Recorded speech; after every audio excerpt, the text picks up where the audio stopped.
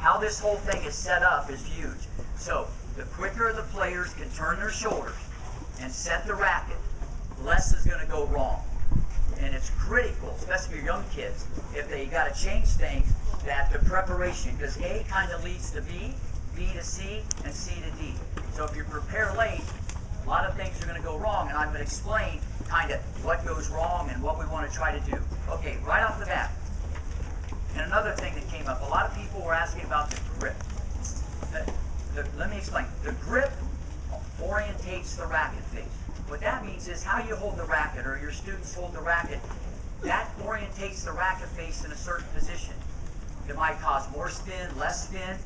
It has nothing to do with the mechanics about what I'm talking. Sure, you might have to manipulate the wrist angle if you had used a continental grip or whatever, but the racket's still going to flip. It's going to do everything that I'm going to say.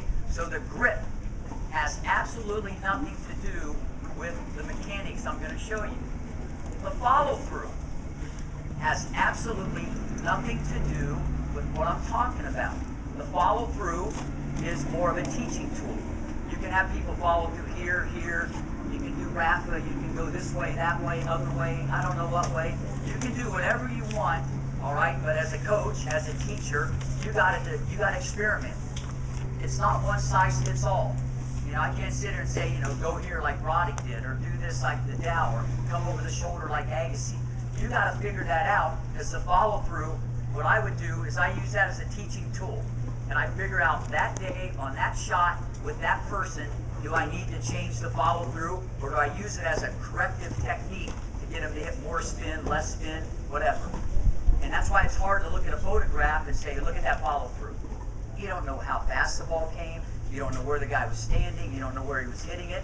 We don't even know if the ball went in or out. It could have went in the bleachers. So, you know, I think you got to really be careful. And what I'm trying to do is I'm going to give you the backdrop of how the stroke, the optimal way to hit a forehand and backhand at the highest level. You're going to see more and more females do this as time goes on. I think Hennen did it more back in the day, what I'm talking about. It's interesting, her coach studied video of Agassi for 5 years. Interesting comparison, because a lot of the pieces, the way Hennen hit her ground stroke, she could stand on that baseline, make the racket flip, go toe-to-toe with Venus or Serena, and not lose any ground, and never really be late. Kuznova is kind of close. Stosur kind of does it a little bit, even though she flips the racket to flip it the other way. So there are some people out there that do this, even on the women's side. This isn't about making your stroke shorter. That's not what this is about. Anybody can tell you shorten your backswing. That's a great tip if you need to. But you're going to get something for free. The stroke is going to be shorter, but the racket's going to go faster. That's the name of the game. When it's all said and done, how hard can you hit the ball and keep it in the court? And that's what you see on television. 8, 10, 12, 50 miles an hour. How hard can you get, how much racket speed can you get on your serve and get it in? That's the difference as you see the levels going up. The quality of the consistency. That's the name of the game. Now, on the forehand ground stroke, critical. From the baseline, when the ball comes over, as you heard Brian talk about, John talk about, it's more of a unit turn where the shoulders should initiate the backswing. Very important that the shoulders are going to initiate the backswing. I like to have a lot of kids don't move their feet, which, believe me, a lot of them are very good at that. I don't even have to move their feet. I just want them to feel the upper body turn and keep the feet still for a second, just so they can feel a twist. Because when kids get this in their hand, it's going back to Ohio or wherever. It's just going to take off. They're not used to playing with the bigger muscles. The racket dominates the child. Okay? Inertia takes over, and the racket wins every time. Every time. And the tennis shot is hit with the bigger muscles. Even though I'm going to talk about the muscle mechanics of the arm. The bigger muscles run the show. And so when John and Brian this morning were talking about the stroke and talking about the mechanics of the swing, never forget, the power starts from the ground. The legs dry, their legs are bent, the knees are bent. If you don't want to bend, you're in the wrong sport. That's what I tell all the kids. If you're not going to push down, see, when you push down and then you come up, that makes the hips go faster. That's the way it works. Whether you're hitting a golf ball, tennis ball, Baseball, the power starts from the ground. So when we talk about the swing, I don't want you to think that we're talking about, I'm talking about the arm movements. The legs and the hip run the show, especially on this stroke that I'm going to show you. Bending is a premium. Loading up is a premium here. Very, very important. So we got the unit turn. We take the racket all the way back. What we like to tell people, feel a stretch on the left side of the body. Feel a stretch on the left side of the body when you take it back. If you can feel the stretch on the left shoulder, you'll probably have the racket back to the optimal position. Now, all that being said, when you take it back, you want to take it back, but you want the elbow position. Not to really, obviously you don't want it to disappear and go on the other side of the body. That's going to be too far. We turn all the way. Left hand's on the throat. The racket head can be vertical, straight up and down. A little bit, it doesn't matter. The grip will orientate even this part.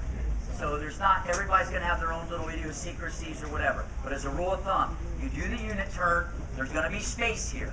Because the elbow, biomechanically on everything, forehand, backhand, serve, overhead, I can go on and on.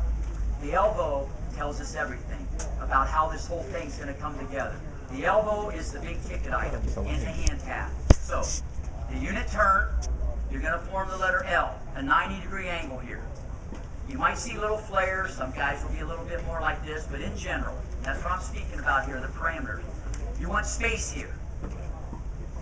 This is critical, because here's what's going to happen.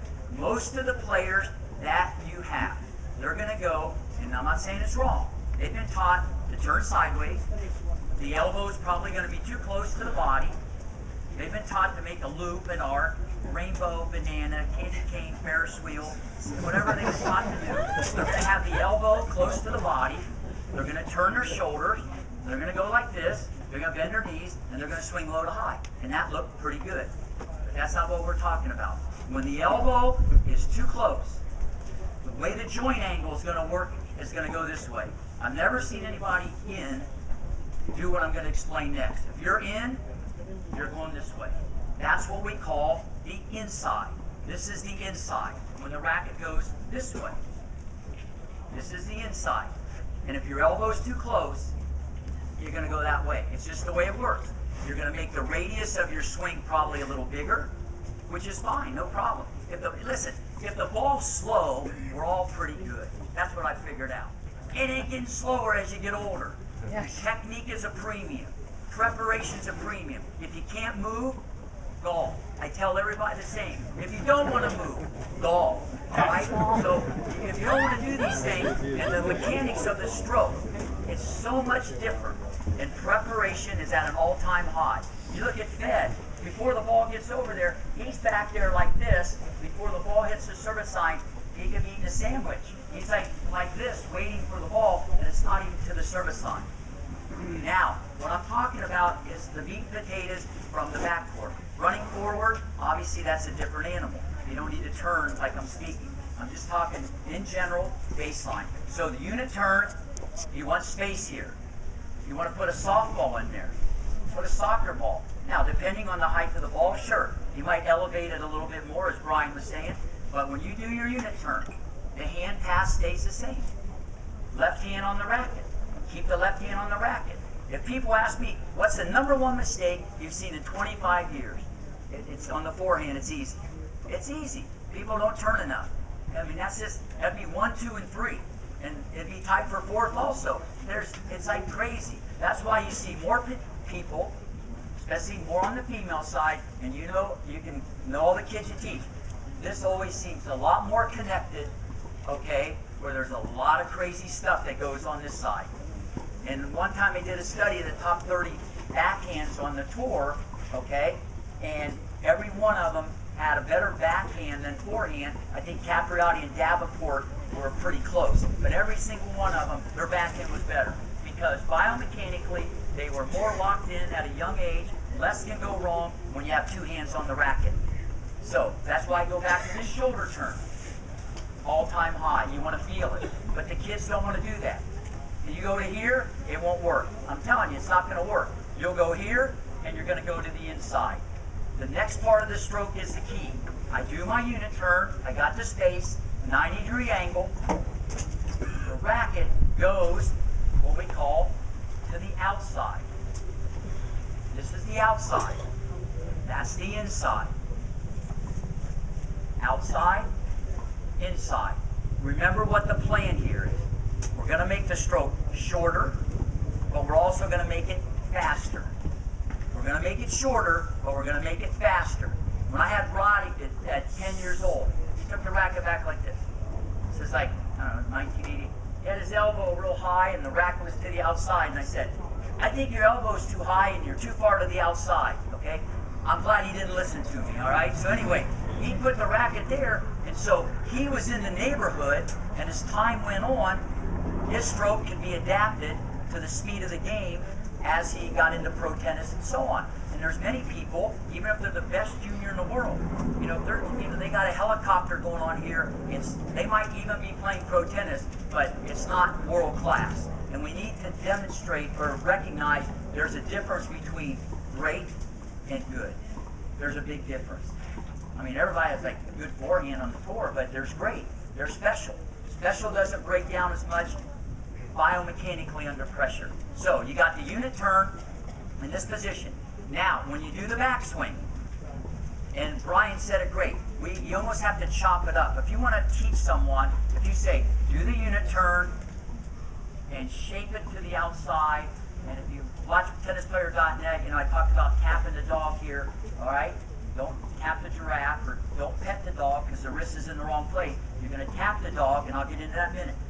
You almost want to chop it up. Many students, if you want to teach this, I would go A, B, and then you have them pull the racket, which I'll get into.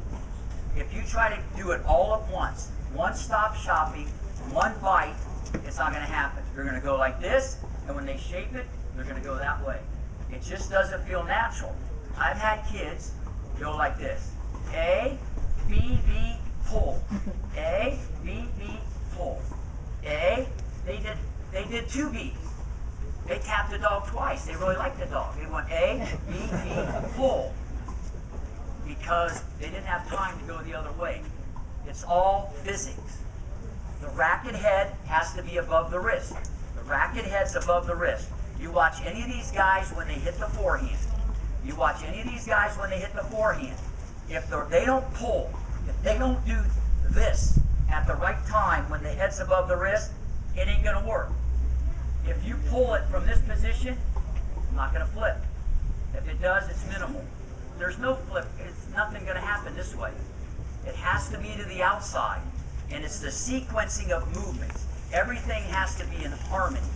We can't forget that. It's just, it's a flowing type movement, even though you have to chop it up. All right? So A, B. Look where B is. It's at a diagonal. The dog is back here. It's not here. It's a 3/4 swing. The racket head is above the wrist. But you tap the dog. You wouldn't pet the dog. Anybody know why you wouldn't pet the dog? If you guess right, you get a free weekend at the Voluntary Tennis Academy. Why wouldn't you want to pet the dog? What now? The racket won't flip. Last time I looked, golf, biomechanically, the clubs above the hands, you get this for free. Baseball, you start to pull, this is going to go faster, it's above. When you don't see people play on the Pro Tour going like this. Okay, they start the leg drive and the hip rotation. This whole thing is synchronized in harmony. They start to pull. If you stop the camera, boom! Somewhere there, John? That's where if you stop the camera, you can almost, boom, you're going to see it every time. Every one of them's tapping the dog. Now, depending on their intention, more spin, less spin, you know, they might be not quite as close. The grip might have a little bit to do with it, but the racket's going to do what we call flip. And because I'm in the trenches, when I started working on a lot of this stuff with Brian a long time ago, when he said the word flip, you know, the first thing I know a lot of you are thinking like, flip your wrist. Because that's what I thought. And if I'm thinking it, I know if you guys are thinking, it's nothing to do with the wrist. The wrist has nothing to do with this at all. It's very passive at the end. When you pull the racket, and what I mean by pull it, it's like I got a hold of a rope, and I'm just pulling this way. Remember, what runs the show? The legs and the hips run the show. That activates the stroke. So if you're not going to push on the ground, you're not going to have a lot to offer. And if you don't want to bend, golf. Okay, so you're here, okay, we're going to pull the hand forward. When I pull it, when I pull my hand, I'm driving my legs, the more you drive, it makes the hips go faster. That's just the way it works, all right? So when this goes faster, this way, the hips are going to rotate very quickly. Now, the racket head, what it does, the racket head, you can't see this on TV, the racket head goes, and a lot of you are going, yeah, you want to point the butt cap at the ball. That's good. That's a good tip, good correction. The difference is this thing hits the slot so fast, you're hitting the slot so fast, the butt cap will be facing the ball, but that has really nothing to do with the stroke also. It's the timing and sequencing of this, pulling when the racket head, it's all physics. When you pull it from the outside, the racket goes. So that's why you see out there on the tour, it looks like they're using their wrist. It looks real flippy. It looks army. It looks real like loosey-goosey. And you know what? They're not trying to do any of this. They're not trying to do any of this. Believe it or not, they're using their legs, their hips, and their trunk. A lot more than this. This just comes in and cleans the show up at the end. That's all this. The muscle mechanics that I'm talking about isn't running the show. It's everything else that's doing this. The leg drive and the hip rotation and the pull. This is going to activate everything. This activates the racket. So the timing has to be good. But you've got to pull it when the racket head is above the wrist. Every student, and I'm talking thousands, and I'm talking the best kids in the United States. Doesn't matter if they won the Easter Bowl, the Orange Bowl, Toilet Bowl, whatever they want, I don't know. I can take any student, and if they go this way, and I set them right here, with the racket to the outside, and I pitch them a ball, and I say, what I want you to do is just pull as hard as you can, just pull, and then roll. That's the two words that I want to always remember. Pull and roll are the two big ticket items. You're going to pull and roll. It doesn't matter what level. Number one in the nation, 5-year-old, every single person. Not one person hasn't said the same thing. Every one of them says the same thing. I go, what do you feel? And they say, well, first of them they say, I feel stupid standing here just like that. But once I get by that, they go, I feel my stroke is shorter, and I feel the ball going faster. Every person. It doesn't matter if it's a 5-year-old girl or a girl that's 150 in the world. They all say the same thing. Just from standing there, and I have them pull, they feel this. And you can even hear this sound. Watch this. If I swing, look. Just going to pull the racket.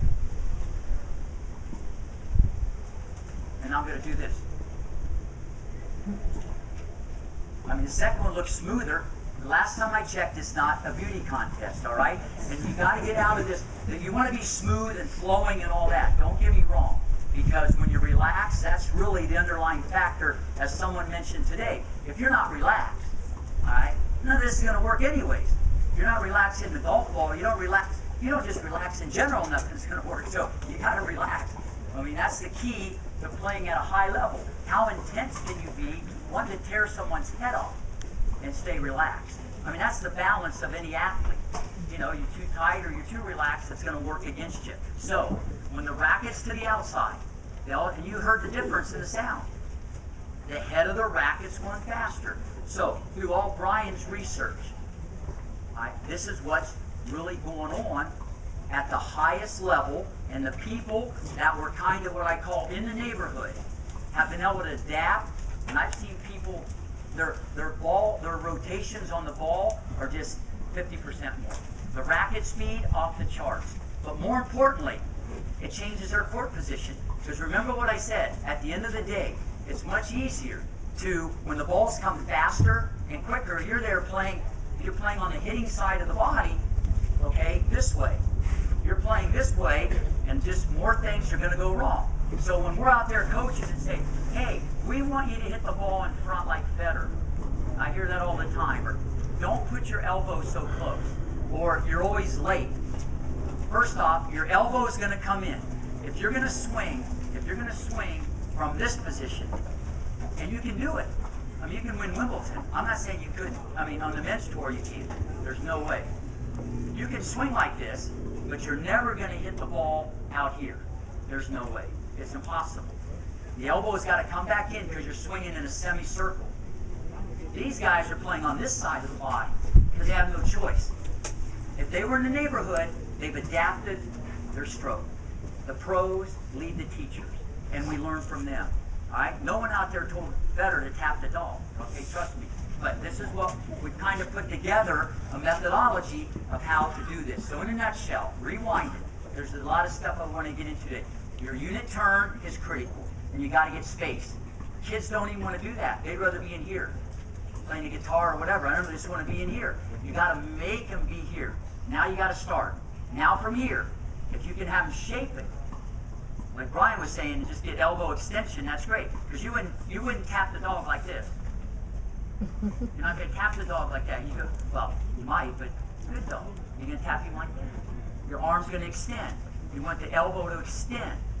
You can't keep telling someone for 4 years your elbow's too close or you're playing with the chicken wing. You can't keep telling them that. They're going to keep the elbow close. I'd rather have the chicken leg than the chicken wing, okay? Here, okay? This is the position. You come out of it, and when you pull it, it's going to straighten on its own. If you relax and you pull the hand, the racket head goes down and back. That's what we call the flip. And it hits the slot just so powerful. And then at the end, when they pull, the elbow position, and it wasn't talked about this morning, one of the biggest problems, some people can do this, and they make it flip, but then they bring the elbow back in. The key is maintaining this elbow angle to this position. And there's 25 corrective techniques that I could talk about. We don't have enough time just when I see these things occur. But the key is maintaining that elbow angle here and turn it over. And you can say, well, that kind of looks like someone I know. Okay, and this is what happens. Same thing with the Dow. People have no idea how Federer's and the Dow's forehand is so much alike, you have no idea. And a lot of you are probably going, what the heck was that about? Would you agree with that, John? Fundamentally. That's what I meant, fundamentally. You're going to see Rafa, same thing. He pulls, arm is here, racket head's above, the flip, when he pulls, way out here, his arm's there. Because he's hitting more topspin, His shoulder okay, isn't there. always this is a flare. That's window dressing, that has nothing to do with anything. Nothing to do with anything. But all these guys are much further in front. Now, it was talked about this morning a little bit about the heavy ball. Everybody knows what topspin is, or what we think topspin is. You swing low to high, and you get topspin. All right, that's vanilla topspin. Okay, that's what I call it, vanilla. There's a difference between topspin and the true heavy ball. You cannot get the true heavy ball swinging from this position. It's just physics. There's no way it's going to happen. The way you make the ball, what I mean by the heavy ball, if you're swinging from the outside and you can turn the racket over, what happens is this: when you pull it, the racket goes down and back. Now the racket's going to come straight at the ball, the hand path. Now I have the option to move the racket this way. I can move the racket vertical, and that's what you see. They turn it back over. It hits here, and they turn it back over the other way. If the racket comes from this position, you got to manufacture the topspin. You can still hit topspin, but it's not going to be the true heavy ball if you don't have the flip. And that's just the way it is. So you get that for free.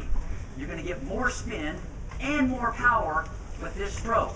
And if the balls come faster, it's easier. And if you want to hit the ball on the rise, it's better than someone saying, shorten your stroke because the ball's coming fast. You can shorten your stroke and go out there and play like that, but it ain't going to work if you really want to develop. And the reason why this is a problem, people want to take the racket back farther, all right, and if they can do it halfway decent, they stick with it.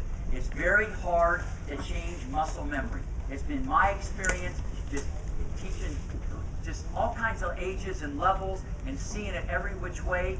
It's so hard. And so you just do the best you can.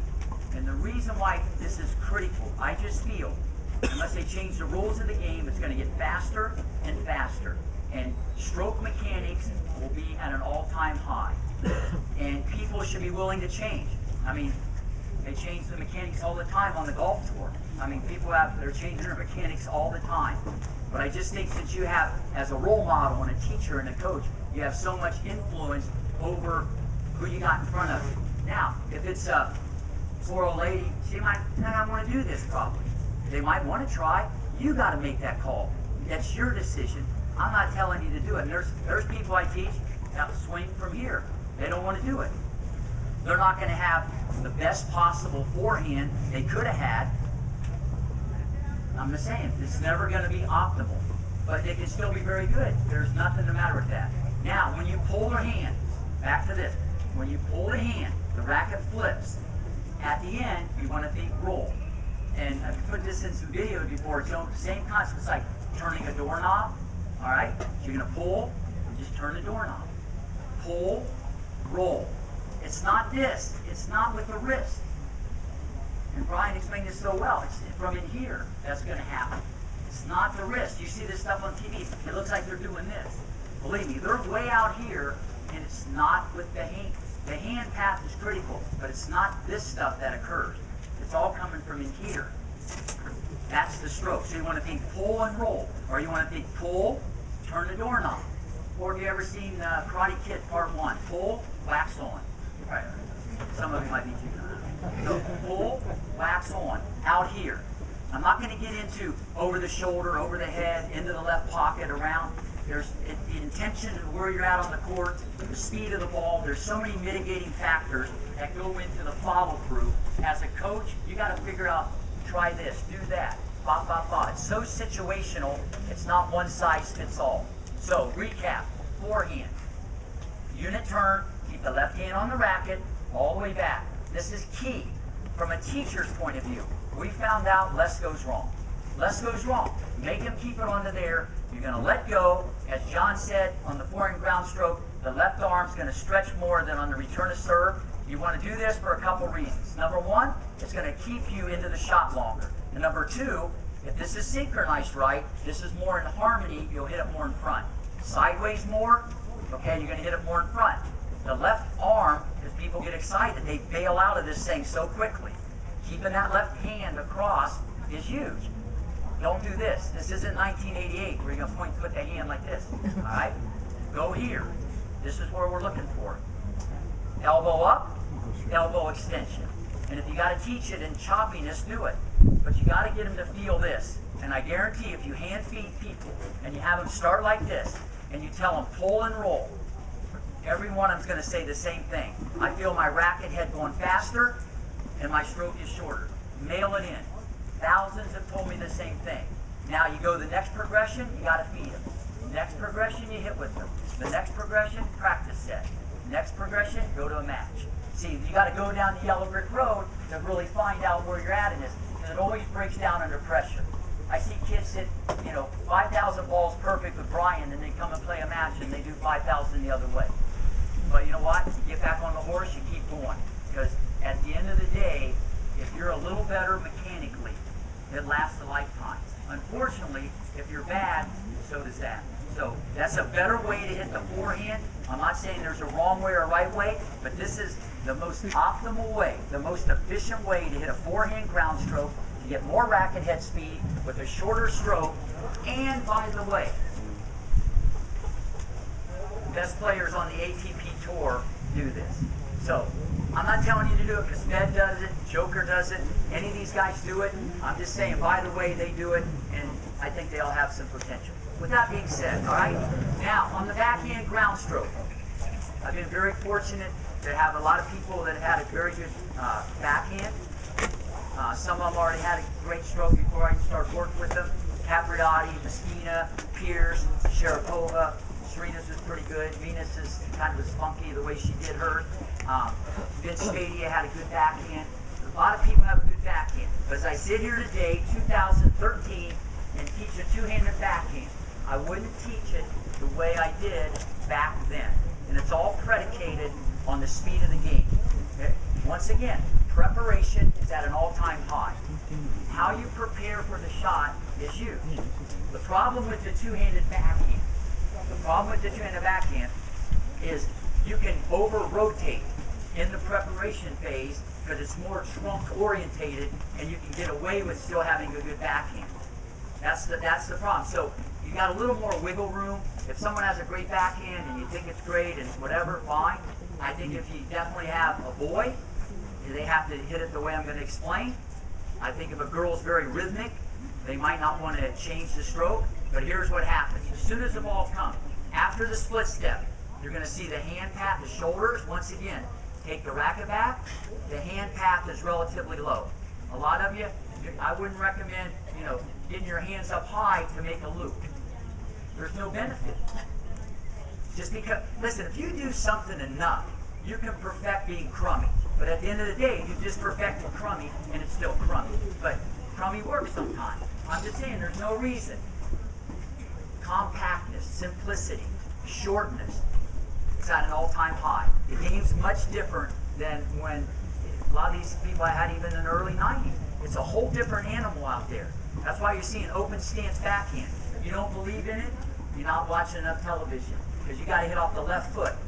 Very interesting, not to get sidetracked here. It's an article in the New York Times that Tim Mayotte wrote, and I don't know if anybody saw it. He criticized Harrison and Roddick about their two-handed backhand, and I nicely forwarded it to Andy, and he emailed me back, and he kind of agreed a lot about the ability of Nadal and Djokovic and these guys being able to hit offensively off the left foot, where he doesn't feel good about it. Neither does Harrison. When you're playing someone out there that's running all day, a part animal, and they want to hit 30 in a row, you have to be able to hit off either foot and keep grinding. So, as a teaching tool, to step into the ball is good, but you don't want to pigeonhole someone that they don't feel comfortable getting out there and hitting off the left foot all the time and getting a quality shot. But back to the two-handed backhand. The hand path, you do the unit turn, the hands go back. You notice I didn't talk about the grip on anything. There's a lot of different ways to hold the racket. This really isn't about the grip. As I said, this does orientate the racket face. So as a coach, teacher, you should always look at the grip, because that could be why the balls are going up or down or right or left. So the grip does play into this, but not into the stroke mechanics. Okay, it just influences the racket head. So you take it back. You want to feel a stretch. Here we go again, in the right shoulder. I want you to take the racket back. We want you to take the racket back as far as you can. As far as you can, the left arm, it's going to be straight, but it's going to be relaxed. It's going to be straight, but it's going to be relaxed. As far as you can. But notice when I said as far as I can, it's not as far as I can this way. It's not as far as I can that way. It's when I take it back as far as I can, where's the racket going to? Outside. The outside. Remember what the plan is. We're going to reduce the radius of the swing, and we're going to make the stroke shorter, but we also want to make it faster. That's the name of the game. That's why you see Murray and Djokovic, Wimbledon, they're just going boom, boom, boom. So much racket speed, you can hear it through the speaker over there. Watch. And if you watch Agassi, it looked like at the end of his career, it's like he's just standing there.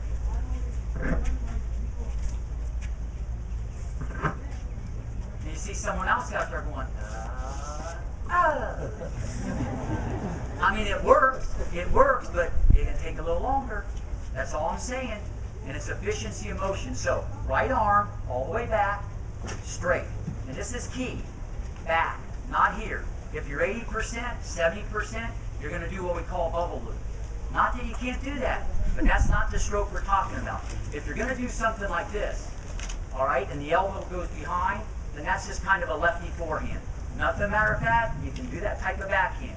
But the best of the best, Fish, Djokovic, Rafter, okay, Nadal, Agassi, Safin, the guys that say that some of the best backhands in the last 5-6 years, put them side by side, it's like cloning. If they're so identical with the fundamentals of what they're doing, all the way back, racket heads above the hands, always.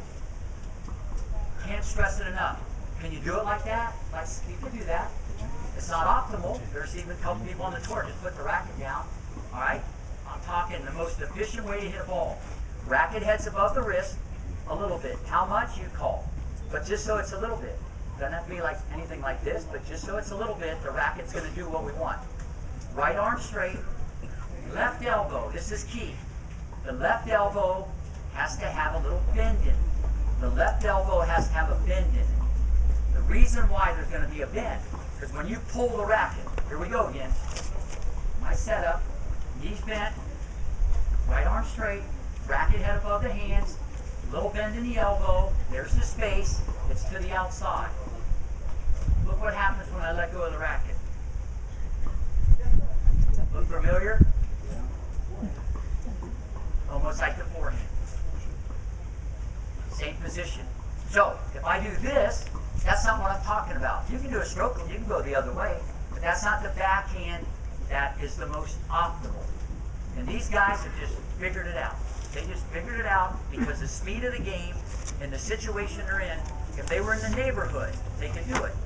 Then you got someone like a good friend Ronnie, okay? Right arm straight, left arm straight. Not cool, all right?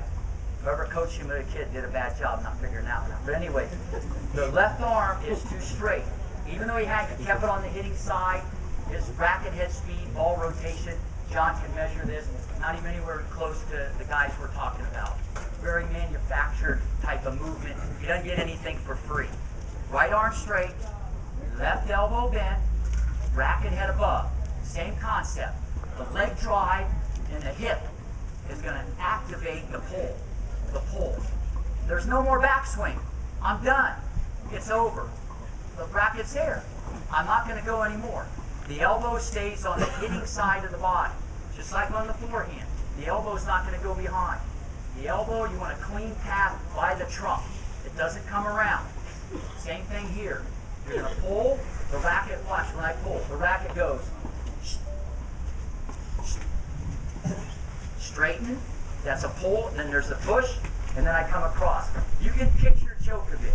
You can picture that racket going like a little wiggle, like it goes. You can almost, in Agassi, if you ever watch it so much, you can picture the racket going like this. They're not trying to do that. It's because to the outside, they pull, and the racket flips.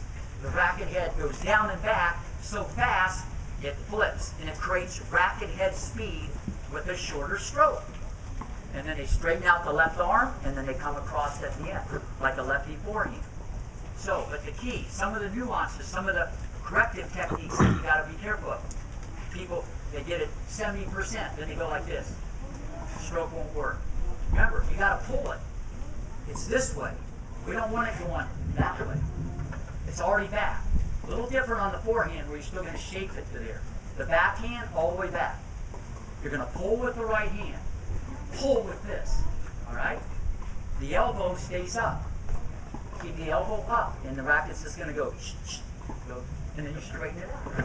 And when the ball comes fast, look, you can almost picture these guys just, you can picture Agassi just going, it looks like he's not even moving. He's not going like this and going, You can't even picture those guys going like this. It's a cause and an effect. There's a rhyme and a reason why that happens. It's all the mechanics, it's the setup. One more time. Unit turn, right arm straight, but relaxed. Racket head above the wrist a little bend in the elbow, get space. You want to pull, the racket head flips when I pull. See how the racket goes? That's what you see on every one of those backhands, all right? You see the racket flip, it's straight, and then they come across at the end. With the two-handed backhand, you have a little more wiggle room because you're going to be stronger, and you can kind of trunk it around and keep the ball in the court. So you got a little more wiggle room if the people want to do a different type of backhand. But at the end of the day, if you can train someone, and I have little kids that they're like this, they just pull the racket. And I know they would feel better going, they feel better doing that. And they just learned to pull. So they've already got it in their DNA that you pull. You don't wind up. You don't swing. And so the size and strength really has nothing to do with this. Has nothing to do with this. And if you could build that into someone's motor pattern at a young age, it's huge. It's a huge thing. Now, I'm going to go back on the forehand and backhand a little bit at the end also. On the serve, let me just explain. And if anybody here has a question, just raise your hand in the chat. Fire. Could be overcome with the grab. What now?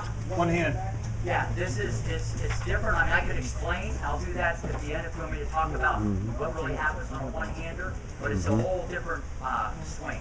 Has nothing really to do with the flip. Like the one-hander backhand is a totally different swing. But real quick on the serve. This is tricky. This is very, very tricky. And through a lot of Brian's research, you know, the human eye just can't see a lot of this stuff. And one of the things globally around the world, what I'm going to talk about, no one hardly can, very few people see it. No one's looking for it. It happens so quickly. The human eye just can't see it. And it's the biggest problem out there. And so I'll probably have to talk about it in detail because it's very, very confusing. But if you can put this in your toolbox, it could be one of the most powerful things that you've ever maybe experienced or learned in teaching tennis regarding the serve. The timing of the leg drive and the racket entry. Forget the grip for a second and bending and all these other things that go into the serve. The number one problem around the world, it doesn't matter club player, it doesn't matter college player, and this is a little more prominent on the women's tour, and it's, in my opinion, because the guys at a younger age are throwing more, they synchronize the lower body to drive the engine, football, baseball, whatever it is, the timing of the leg drive and the racket entry is timed much better. Now there's a lot of females out there that serve, that their serve is biomechanically pretty correct. But I'll go out on a limb and say it's well into the 90% that most of them are all incorrect. Almost all of them on the second serve are way off. Let me explain. This is key. When you're hitting the serve, we've all been taught you want to relax, you want to be smooth, you want a continuous motion, all that stuff. Forget about that for a second. That's not what I'm going to talk about. What I'm going to talk about is when should the racket enter this area? And if you're not looking for it, well, first you got to be aware of it. Then once you're aware of it, then you got to look at it. Then you got to really see it because they might be in there 20%, 30%. Some people are in there way over here before the legs drive. Let me explain because I know a lot of people are confused. So let's just say I go into my serve. I'm going to do, and I'll talk a little bit about some of the key things on the serve in general. You go to serve the ball, the tossing and the bending and the tilting. There's going to be a toss, a bend, and a tilt. And in general, probably the most optimal way to do it should be at the same time. Instead of going, ooh, ah, ooh. Okay, instead of having a shake and a bake and whatever, you want to try to toss, bend, and tilt at the same time. A guy named Federer does that, he's pretty good, okay? So toss, bend, and tilt at the same time. So that's just something right off the top that everybody should remember. If you can toss, bend, and tilt at the same time, you're going to be more rhythmic. The position of the elbow. The elbow should always be shoulder, shoulder, elbow. It should always be, you can draw a straight line, don't even need to look. There's a straight line through my shoulder, shoulder, elbow, every time. It's almost going to be like a seesaw or a teeter-totter. I change this, but I don't change the angle. This angle is a constant. One of the biggest things, there was one kid, his elbow was 3 inches too low. We had him serve from this position. The next serve, he hit it 12 miles faster because you can get over the top quicker. I'll get into that in a second. But that's not what we're here to talk about. What I'm here to talk about is how this should be timed. Now, I toss, bend, and tilt, shoulder, shoulder, elbow. Here's what happens. The number one problem, when the racket starts to come towards this area, when the racket starts to enter, all right, when the racket starts to enter, and I wouldn't even go and tell people the back scratch and stuff like that. If you want to use that as a teaching tool or whatever, that might be good, but that could mess a lot of people up because they stick it down there a week early, and And that kind of acerbates the problem I'm talking about. Now, you might get the kids to hit up more, but just be careful about that. Because here's what should happen. The minute the racket starts to go, you're up in this position at 90 degrees. The minute the racket starts to come towards the ear, and that's the entry point, it's towards your ear. You don't want to do what we call externally rotate and go that way. A lot of kids do that. You see like the frying pan or waiter or whatever, all right? So the racket comes this way. I'll talk about that in a minute also. The key is on toss, bend, and tilt. Now from this position, anybody want to guess what happens next? It's all, okay, this is the key. If I had anybody come out here and throw a ball, everybody would do it right. Well, maybe John would, but most everybody would do it right, okay? Hey, you're in the front row, okay? Everybody would do it right. Leg drive initiates racket speed. Leg drive biomechanically initiates the racket speed. There's a timing that has to occur. Here's what happened. Unfortunately, you see it, people throw a football, a baseball, any type of throwing, it doesn't get that messed up. In tennis, unfortunately, you have a racket in your hand. Your arm is now twice as long. That's just the deal. So, because you're taught to be smooth and you're taught to be relaxed, you go back, this gets in there 10, 20, 30, 40, 50, I mean, some people are here. It might be continuous. And then they start their leg drive. It's like me starting my leg drive when the racket's here. You start the leg drive, watch. See how this is dynamic. Look, this is dynamic, okay? That's dynamic. Now watch this, same thing. It's dynamic. The leg drive initiates the racket as it comes in. So what we found out, and this is huge, so many people serve, it just went off the charts just by this. But you got, this is the only thing I look for. I don't talk about the ball toss unless they're tossing it like in a tree or something. I don't even get into that. This is the #1 culprit. Even if they start their leg drive here, I don't know how much power they're losing. Ask Brian if he could ever measure that. It's huge. They start the leg drive too soon. Now, the great Venus, as people say, you know, it says great serve, whatever, whatever. Not true whatsoever. Serena does. The timing of it is almost spot on, even though on her second serve she's in too soon. Here's V, all right? She does her thing. Forget all the other things. Her racket is right there. Forget even in here. She's not only in too soon, she's on this side of her body. And then she drives her legs. And being 6'1", 160, this is why you see this come out at the end. And people on TV are going, oh, no wonder the serve's 68 miles an hour in the middle of the box like a nice little butterfly. Her head went this way, her leg went that way, her hip went that way. If you got that much linkage and you're that athletic as Venus is, and you drive as hard as you can from here, you're going to go in that direction. Try it when you go home.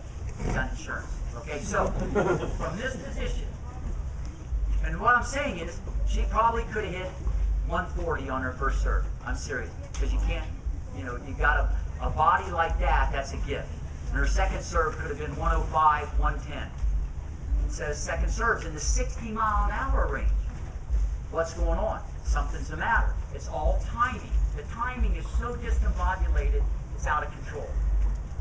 So, as the racket starts to enter, watch, as the racket starts to enter, the legs drive the racket. As the racket starts to enter the back, the legs drive first. What we see people leak. They leak in 5, 10, 15, 20, 30. We see them leak in there all the time. Here's the problem. You can still get it in. You can still hit it 100 and some miles an hour. You can get away with it. But the bottom line is, what did you leave off the table? What could you have had during your career if you'd have had more optimal mechanics? And this is a hard one to see because we're looking at someone and they're all smooth and relaxed. Perfect example. Tell me which one you think is a better serve. Player A, okay? Player B. A lot of people might think A because cosmetically it was smoother, it was relaxed, it looked good. My racket was down my back all the way when my legs started driving.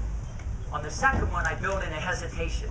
And it was interesting, when you have a hesitation, because I'm getting into the correction now, you can't just say, hey Matt, you're into your back too soon. Good luck, buddy. It ain't gonna work. You gotta, then how do we correct it? Here's what we do. We put you on probation, okay? I know some of you guys have been there too, all right? Put you on probation. We start here from this position. From this position. Why? I want you to get your house in order, all right? You gotta get your act together. We can't just tell you, slow the racket down, you're in too soon, good luck. It's not gonna work. Start the kids from here, 90 degrees, a little tilt, like a little gooseneck of the rackets like this. They're gonna toss, bend, and tilt, and all I want them to do is they're gonna drive the legs first. See, my legs go, this is happening first. If this is in, there, you're gonna lose a little power. Little power, little power. You can still do it.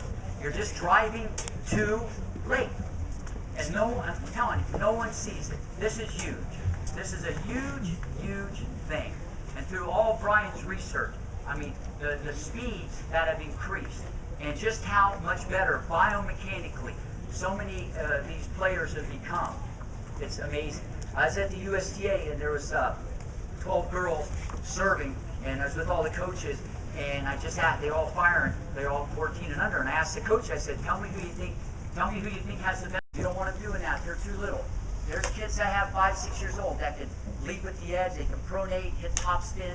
You're building, to me it's actually easier, because it's like a piece of clay that you can just kind of mold. You got to have a lot of patience, but you can mold it because there's no bad habits.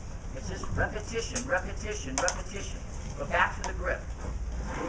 If you have a continental grip, when you go back, the racket, if you have the right grip, you got a chance, when the racket comes in, it's going to come, the edge comes in. If you notice where the edge is going, if I did this in real slow, you're going to see it. The edge comes towards the ear, right towards the ear. As I drive and rotate, it goes into that back area. You don't scratch the back, all right? Have your friend do that. You don't, it has nothing to do with hitting the tennis ball. It doesn't scratch the back. It just kind of checks out that neighborhood a little bit. It flares in and out. The racket stays on the hitting side of the body. Here we go again.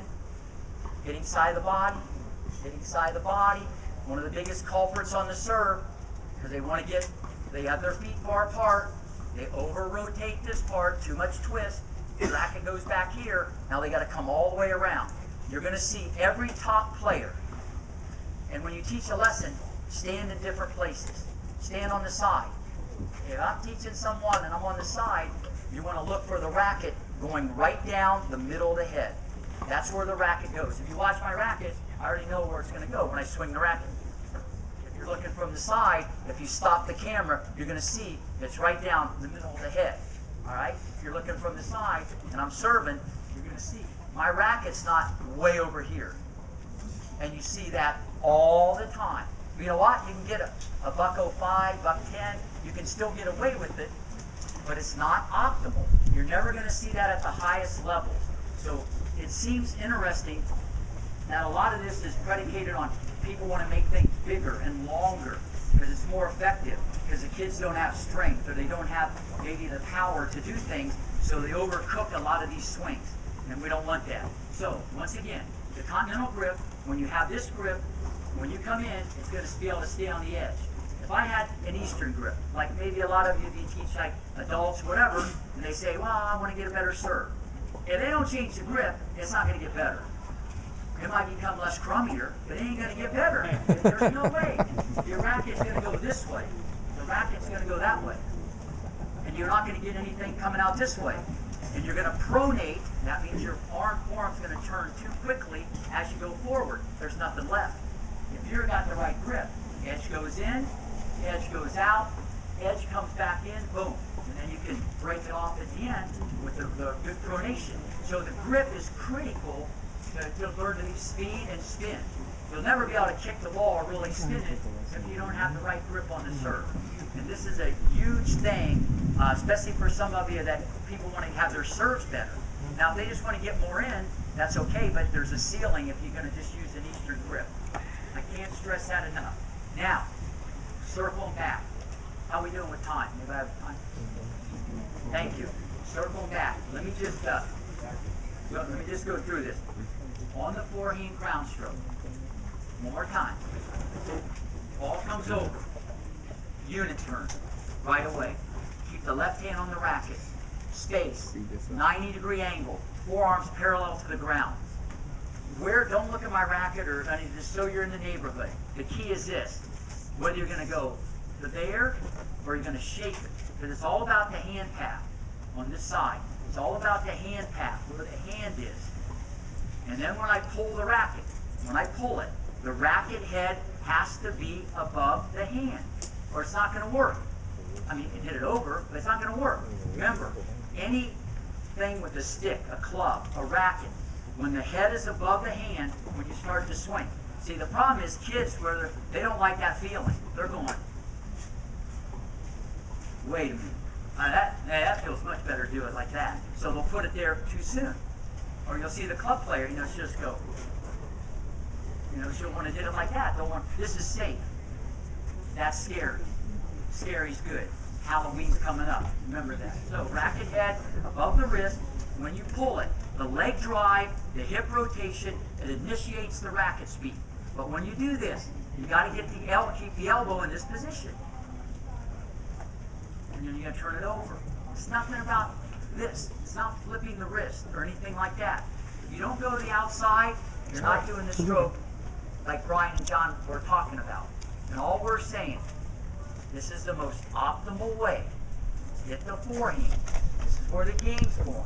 I even think the USPTA should plug this into the whole testing. This should be a staple because, to come to seminars like this and to pick up snippets and stuff like that, like Brian said, there's more nuances. There's so many little things involved in this. I'm just kind of giving you the parameters. I'm not putting on a lot of the A1 sauce or anything like that. This is just kind of the parameters of what to do.